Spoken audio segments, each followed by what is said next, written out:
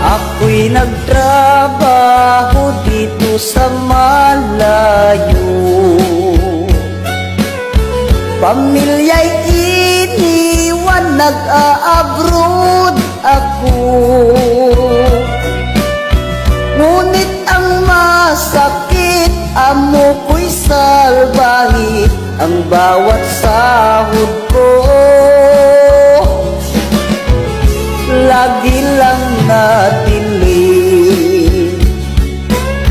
Ang hirap talaga ng buhay ko dito, para sa pamilya nagtitiis ako. Ang pagod at gutom ay naranasan ko, halos walang tulog, laging nagtrabaho. Pamilya sa Pinas minsan di makunta, laging naghihintay kung kailan mag-chat.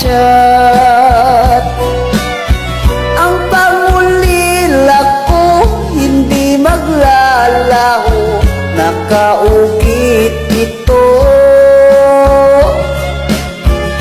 sa buong puso